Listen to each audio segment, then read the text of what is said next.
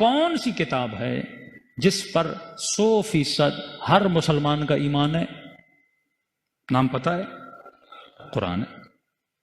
میں نے کہا اس قرآن کی کون سی سورت ہے جس کو پڑھنا دن میں کئی مرتبہ واجب ہے؟ کون سی سورت ہے؟ سورہ الحمد۔ معصومین فرماتے ہیں تمہاری زندگی کا پورا روڈ میپ ہے، اس میں پورا نقشہ دیا ہوا ہے پروردگار عالم نے سورہ حمد میں۔ اتنا پیارا نقشہ، یہاں سے اہل بیت بھی نکلتے ہیں، یہاں سے مدد بھی نکلتی، سب کچھ ہے سورہ حمد میں۔ نہ حدیث کی کتاب کھولنے کی ضرورت ہے، نہ روایت میں جانے کی ضرورت ہے، اسی سورہ حمد میں سب کچھ ثابت ہو جائے گا۔ سورہ حمد میں اتنی وضاحت ہے پروردگار عالم کی طرف سے کہ پورا قرآن تجھے تب سمجھ میں آئے گا جب تجھے سورہ حمد سمجھ میں آئے گی، تب تک پورا قرآن بھی تو سمجھ میں نہیں آئے گا۔ اب ہر مسلمان پریشان ہے، میں ہدایت کس سے لوں؟ ہادی کون ہے؟ میرے وجود کو کون جانتا ہے؟ میں اپنی روح کی اگر راستہ پوچھوں زندگی بسر کیسے کرنی ہے، وہ کون سا ڈاکٹر ہے جس کے پاس جاؤں اور مجھے میری زندگی کا علاج ملے؟ شروع کرتا ہوں۔ سب سے بڑا اعتراض جو جوانوں پہ ہوتا ہے، شیعوں پہ ہوتا ہے، تو آج کل آپ کے مہربان محمد علی مرزا انجینئر صاحب بھی بڑا کر رہے ہیں کہ یا علی مدد کہنا بدعت ہے، اور قرآن سے بتاتے ہیں بدعت ہے۔ کئی جوانوں نے کہا مولانا اس کا کوئی جواب نہیں دے رہا۔ میں نے کہا سمپل سا جواب ہے، تم قرآن سے باہر نہ نکلو، قرآن میں اللہ نے جواب دیا ہوا ہے۔ بسم اللہ الرحمن الرحیم۔ ترجمہ شروع کرتا ہوں اس میں خدا کی مدد سے۔ ترجمہ یہ نہیں ہے باللہ الرحمن الرحیم، یہ بھی ہو سکتا تھا شروع کرتا ہوں اللہ سے، نہیں، اس میں خدا سے۔ اللہ کے بیچ میں اور مدد کے بیچ میں ایک اسم ہے،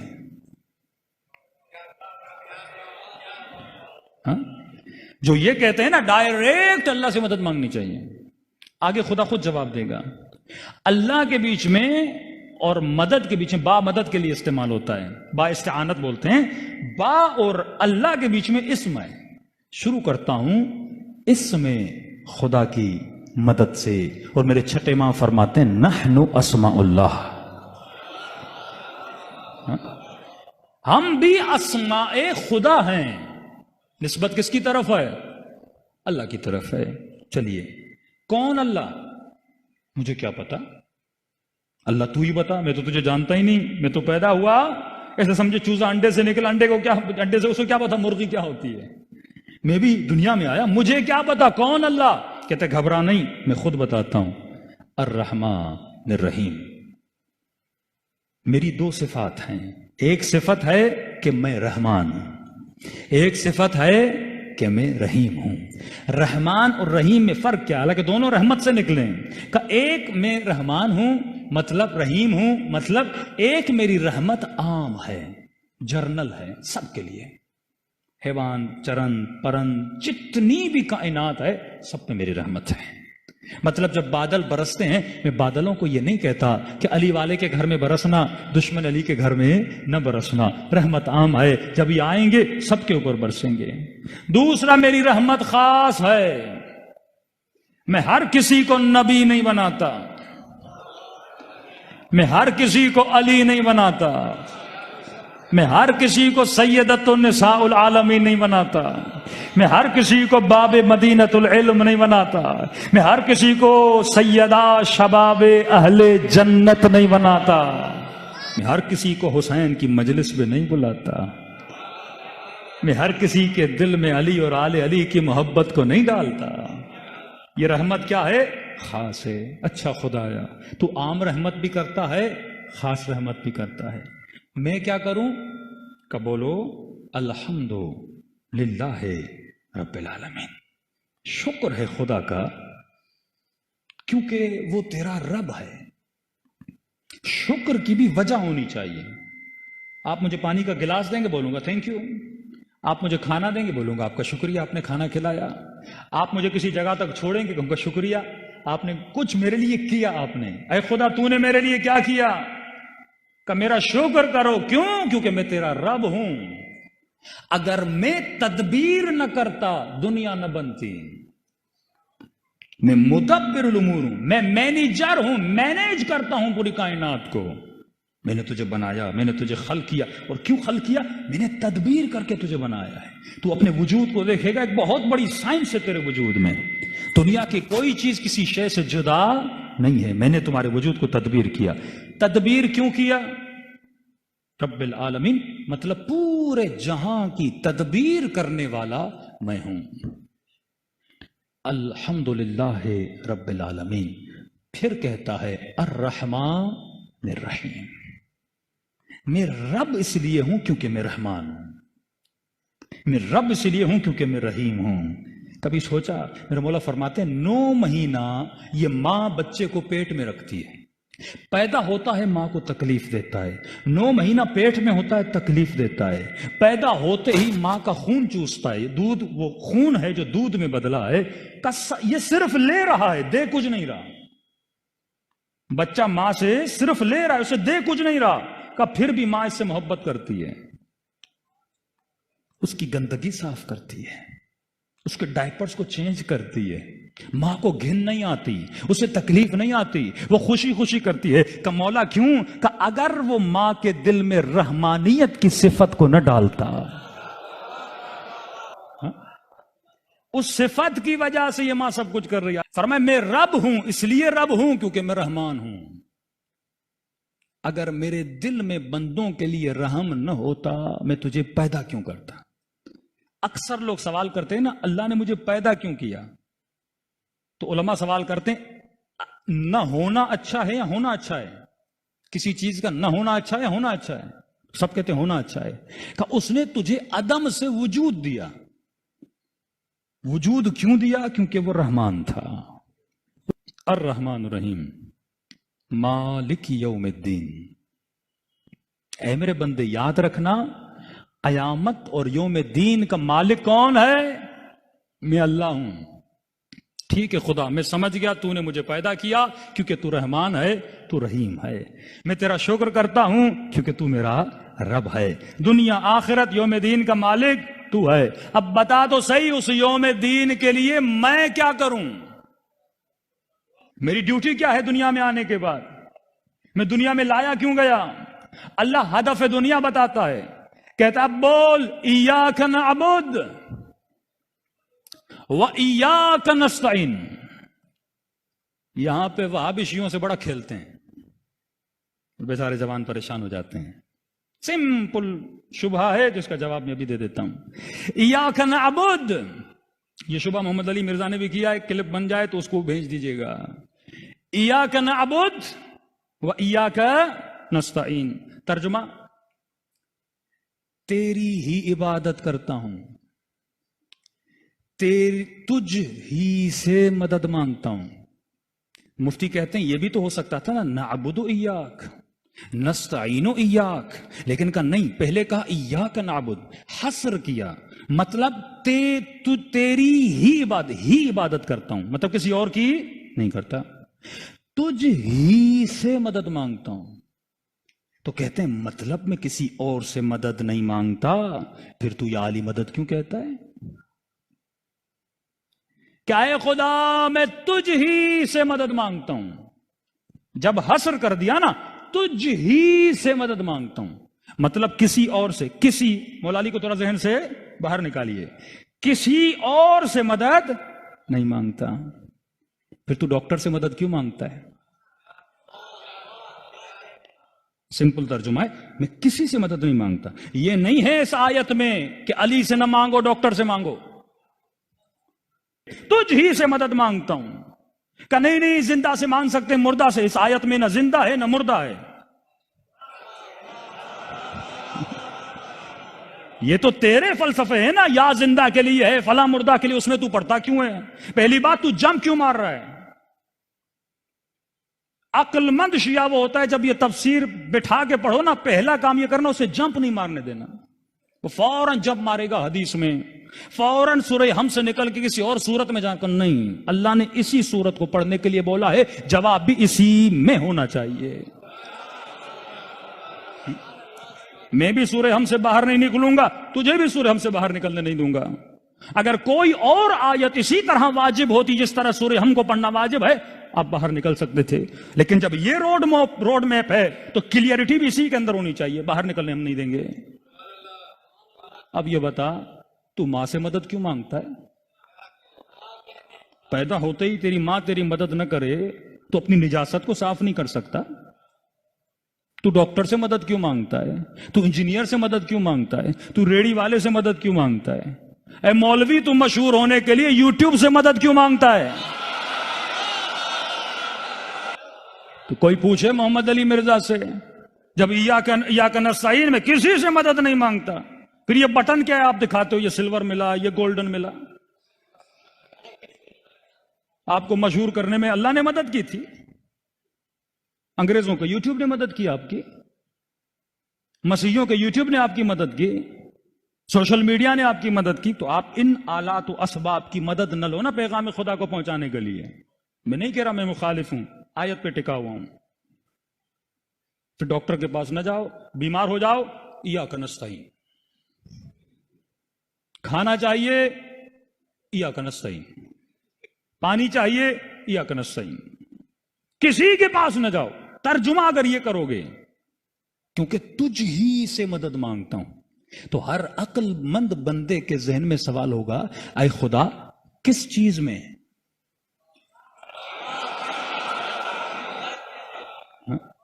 کس چیز میں؟ یہ تو ممکن نہیں ہے کہ میں ہر شے میں تجھ سے مدد مانگوں۔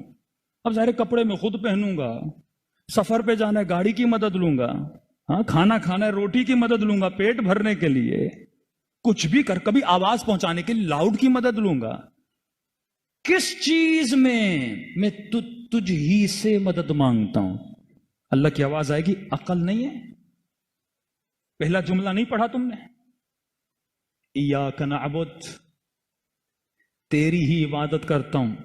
واہ، یہ ایاک نعبد ایاک نستعین کے بیچ میں کیا ہے؟ واو ہے، واو عاطفہ، جو اگلے جملے کو پچھلے جملے کے ساتھ ملاتا ہے۔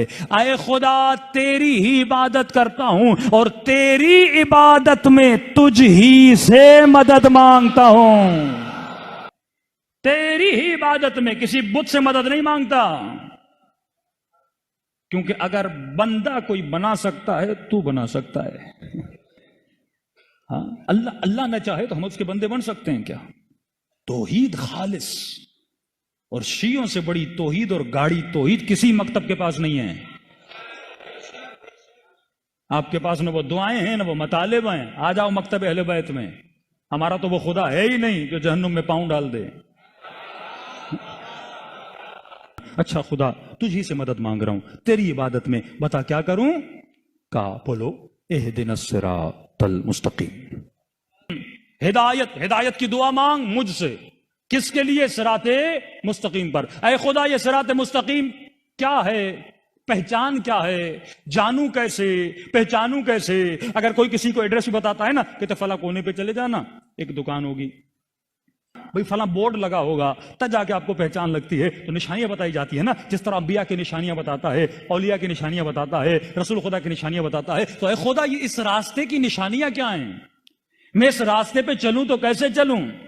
دنیا میں 100 راستے، 100 مولوی، 100 بتانے والے، 100 مفتی، تو بتا میں راستہ کیسے پہچانوں؟ کب میں تجھے راستے کی نشانی دے رہا ہوں، میں اتنا آسان کر کے بتاؤں گا تو بڑا ایزیلی اس ایڈریس پہ پہنچ جائے گا۔ یہ ان کا راستہ ہے، صراط الذین انعمت علیہم، یہ ان کا راستہ ہے جن پر میں نے اپنی نعمتوں کو نازل کیا ہے۔ چلو آپ کا ترجمہ تشریح ہم کر دیتے ہیں، انعمت علیہم کن کا راستہ؟ ترجمہ کرتے ہیں نا، سمپل سا ترجمہ، کسی بھی اہل سنت شیعہ کسی بھی قرآن اٹھا لیں ترجمہ یہی ہے، صراط الذین انعمت علیہم۔ اور اتنے چالاک ہیں بریکٹ میں لکھ دیتے ہیں، مطلب اللہ کو بتانے نہیں دیتے، خود پہلے بتاتے ہیں ان کا راستہ۔ بریکٹ مارنے کی کیا ضرورت ہے؟ ہم خود ہی سمجھیں گے نا، انعمت علیہم، جن پہ اللہ نے اپنی نعمتوں کو نازل کیا۔ اب مفتی کہتا ہے وہ جو پہلے ایمان لائے اللہ نعمت نازل کی، جو پہلے شہید ہوئے اللہ نے نعمت نازل کی۔ ہم نے آج تک انکار نہیں کیا کہ جنہوں نے پہلے اسلام لایا ان پہ نعمت نہیں تھی۔ لیکن تو یہ بتا، ایک مکھی پر اللہ کی نعمت ہے کہ نہیں؟ اب جب یہ بول دیا نا کہ جن پر میں نے اپنی نعمتیں نازل کی، اب ان سب کو جمع کر جن پہ اللہ نے نعمتیں نازل کی ہیں۔ دنیا کا وہ کون سا وجود ہے جس پہ اللہ نے نعمت نازل نہیں کی؟ آپ بتاؤ تو صحیح۔ ایک کبوتر پہ بھی اللہ کی نعمت ہے، زمین پر بھی اللہ کی نعمت ہے، سارے مسلمانوں پر اللہ کی نعمت ہے، تو کیا میں سب کے راستے پہ چلوں؟ نعمت تو کون سا؟ یزید پر بھی اللہ کی نعمت ہے نا، یہ زبان، یہ ہاتھ، یہ وجود، یہ اللہ کی نعمت ہے نا۔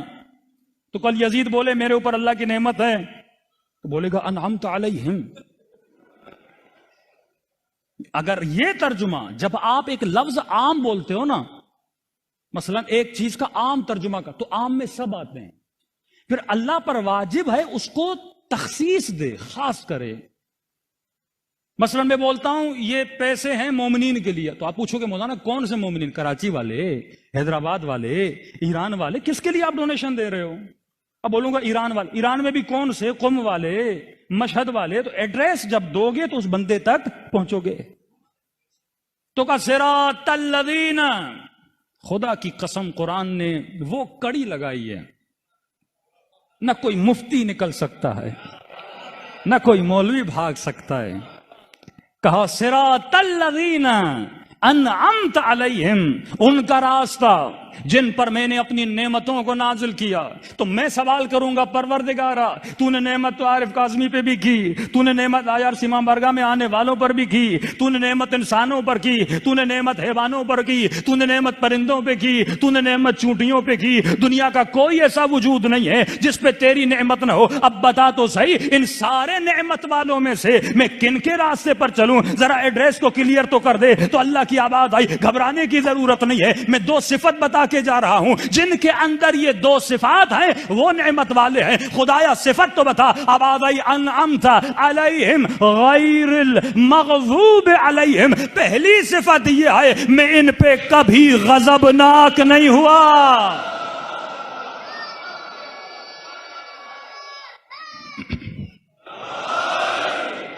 میں ان پہ کبھی غضبناک نہیں ہوا، غیر المغضوب علیہم۔ اب جو جنگ احد میں بھاگے کہتے نہیں اللہ نے معاف کر دیا، ہم نے کب کہا نہیں کیا؟ سورہ حدید ہے، اللہ نے معاف کر دیا، لیکن جب بھاگے تھے اللہ غضبناک ہوا تھا کہ نہیں؟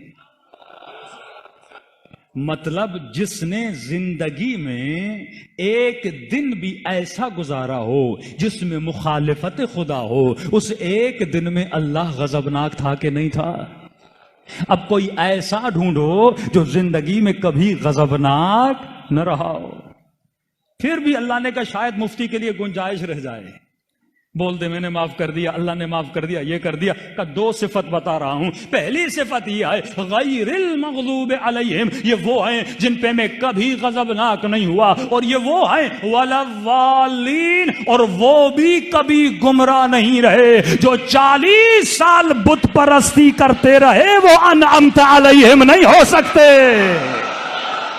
چہرہ سرخ ہو جائے بندہ غصے میں، چہرہ پیلا ہو جائے بندہ غصے میں، اللہ تو جسم نہیں رکھتا۔ مجھے کیسے پتا چلے وہ کن پہ غضبناک ہوا؟